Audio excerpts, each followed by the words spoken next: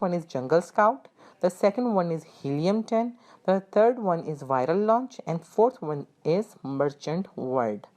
Basically जो main हमारे दो होते हैं वो होता है जंगल स्काउट और हीलियम 10, जिनसे हम रिजल्ट्स को ड्राइव करते हैं. वायरल लॉन्च और मर्चेंट वर्ड को आगे मज़ीद वेरीफाई करने के लिए इस्तेमाल किया जाता है ताकि हम एग्रीगेट रिजल्ट्स निकाल सकें कि जो हम प्रोडक्ट के बारे में स्टैटिस्टिक्स निकाल रहे हैं, आया वायरल लॉन्च और मर्चेंट वर्ड भी वही स्टैटिस्टिक्स दे रहा है या उसके करीब करीब स्टैटिस्टिक्स दे रहा है, या दोनों में काफ़ी डिस्क्रिपेंसी है, डिफरेंस है. इन द केस अगर डिफरेंस बहुत ज़्यादा होता है तो इट मीन्स कि you are not driving correct results. There must be some issue, maybe it is through Jungle Scout और हीलियम 10 की जो एक्सटेंशंस होती हैं उसकी वजह से, जो शेयर्ड एक्सटेंशंस होती हैं, और भी बहुत सी वजूहात हो सकती हैं. जनरली जंगल स्काउट जो है वो एग्जेजरेटेड थोड़ा सा, जैसे अगर एक 1.5 लाख रुपए का प्रोडक्ट अगर कमा रही है तो वो उसको 2 लाख दिखाएगा, ठीक है. अगर हीलियम 10 यूज़ कर रहे हैं तो 1.5 लाख अगर एक प्रोडक्ट दिखा रही है तो वो 1,25,000 दिखाएगा. तो इसके दरमियान का रिजल्ट हमें निकालना होता है कि एक एवरेज रिजल्ट्स क्या दे रहा है, ठीक है. This is the purpose of using the tools for product hunting. So jungle Scout की एक्सटेंशन होती है, वेब होती है, और एब्रीवेशन इसका JS के तौर पे यूज़ होता है. सो मैं आपको अब दिखाती हूँ कि आखिर एक्सटेंशन होती किस तरीके से है.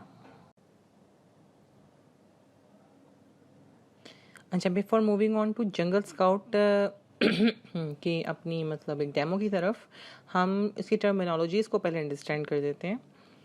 ASIN, एसिन, एसिन कहते हैं अमेज़ॉन स्टैंडर्ड आइडेंटिफिकेशन नंबर, यानी कि आपको एक आईडी दे दी जाती है. जब आप अपनी लिस्टिंग बनाते हैं तो आपको एक एसिन प्रोवाइड कर दिया जाता है जो आपके आइडेंटिफिकेशन करता है. It's kind of identification number for you, ठीक है, उस स्पेसिफिक प्रोडक्ट के लिए, ठीक है.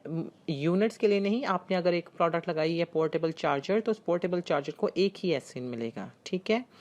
अच्छा, उसके बाद है SKU, स्टॉक कीपिंग यूनिट, यानी कि एक नंबर स्पेसिफिक आपको दिया जाता है जो आपके स्टॉक कीपिंग के लिए इस्तेमाल होता है. एसिन इस्तेमाल होता है अमेज़ॉन की डायरेक्टरी के लिए, और स्टॉक कीपिंग यूनिट के लिए आपको एक नंबर जो अलॉट होता है वो आपके स्टॉक की रिकॉग्निशन के लिए होता है. FNSKU होता है fulfilment network stock keeping unit.